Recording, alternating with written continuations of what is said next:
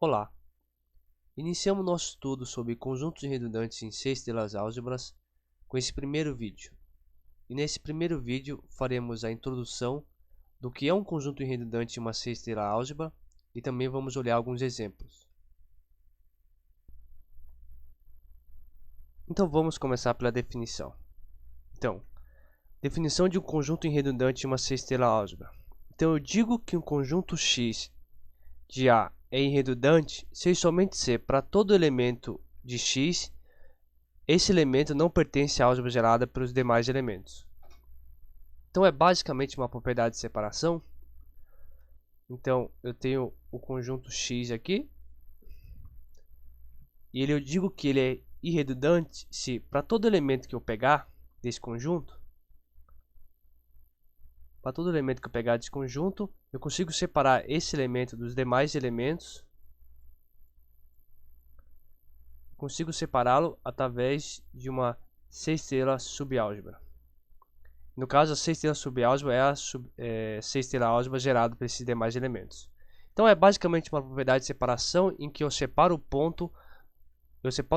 ponto dos demais através de uma 6 estrelas subálgebra.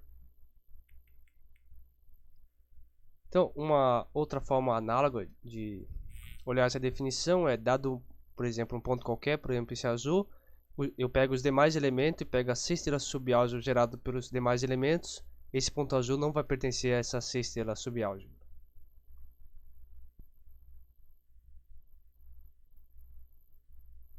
Bom, seguindo aqui, então, agora que eu tenho a definição do que é um conjunto redundante, eu defino, fixado uma 6 estrelas álgebra A, eu defino esse cardinal invariante, que eu estou chamando de IRR de A, que quer dizer a irredundância de A, como o supremo de todas as cardinalidades de conjuntos redundantes que estão em A.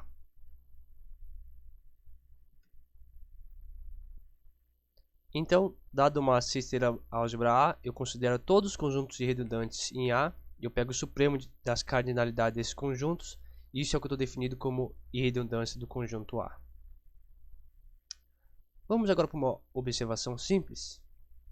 A observação é que, se esse conjunto X aqui, ele é um conjunto redundante A, então X ele é necessariamente discreto na topologia da norma. Como que eu chego a essa conclusão? É que como X é um conjunto redundante, você está separando cada ponto de X dos demais por uma 6 estrelas subálgebra, que é em particular um subespaço fechado. Então você está separando cada ponto aqui de X dos demais através de um subespaço fechado na norma. Em particular, você obtém que esse conjunto é necessariamente discreto. Bom, e aí em particular obtemos que aquele cardinal que acabamos de definir, que é a irredundância de A, é sempre menor ou igual do que a densidade de A. Só lembrando que densidade de A, eu quero dizer o menor conjunto denso em A. Bom, e a partir dessa desigualdade podemos fazer alguns questionamentos. Então, dessa desigualdade sai que a redundância é sempre menor do que a densidade. Poderíamos nos perguntar, então, será que não é verdade que a redundância é sempre igual à densidade? E, no caso da resposta para essa pergunta ser negativa, poderíamos começar a perguntar como seriam essas 6 estrelas álgebras, tal que a redundância de A seria menor do que a densidade de A. E podemos dizer que essas questões serão a base de nosso estudo. E abordaremos essas questões usando alguns argumentos combinatórios. Veremos que a resposta para essas questões aqui são respostas obtidas na forma de resultados de consistência. Os detalhes sobre esses resultados de consistência vamos dizer assim, é o objetivo dos próximos vídeos. Por agora vamos finalizar olhando alguns exemplos reais. No primeiro exemplo, eu considero a 6 estrelas álgebra A, que é formada pelos operadores compactos em L2. Então eu considero aqui o Zn como a base canônica de L2, e para cada En eu considero Pn a projeção sobre En. Então eu concluo que esse conjunto X formado por todas essas projeções é um conjunto irredundante para essa 6 estrelas álgebra. Bom, e esse exemplo é um caso particular do caso em que a redundância dessa álgebra, que no caso é enumerável, ela é igual à densidade do espaço. E usando um argumento análogo, eu consigo provar que a redundância dos operadores compactos em L2 de capa é sempre igual à densidade dos operadores compactos em L2 de capa. Então é uma classe de exemplo no qual a redundância da álgebra é igual à densidade da álgebra. Bom, vamos olhar agora um outro exemplo, e é um exemplo bem conhecido. Agora eu estou tomando a C-estrela álgebra A como o C0 de x para x de um espaço localmente compacto. Então é um exemplo clássico de um exemplo padrão de uma C-estrela álgebra comutativa, e aqui eu estou assumindo que essa C-estrela álgebra comutativa é de dimensão infinita. Então nesse caso, sempre obtenho que a redundância de A é sempre maior ou igual a ômega. Ou seja, eu estou dizendo que se eu tenho uma C-estrela álgebra comutativa de dimensão infinita, então sempre eu consigo encontrar nessa C-estrela álgebra um conjunto irredundante infinito. Bom, e como que eu encontro esse conjunto irredundante? Como essa C-estrela álgebra A ela é de dimensão infinita, então esse espaço localmente compacto x aqui é infinito. Então aqui eu estou escrevendo como que é a prova, mas a ideia é que se eu tenho um conjunto x que é um espaço localmente compacto e infinito, eu consigo nele encontrar uma sequência de abertos 2 adjuntos dessa maneira e de tamanho ômega. Vou colocar só dois pontinhos aqui. Bom, então eu tenho o primeiro aberto aqui, o segundo, o terceiro e assim sucessivamente, e eu tenho em quantidade enumerável. E a ideia é que se eu tenho esses abertos 2 adjuntos, para cada um desses abertos, por exemplo, esse aqui é o aberto 1, eu considero a função f1, que é uma função que ela assume algum valor positivo dentro e se anula fora.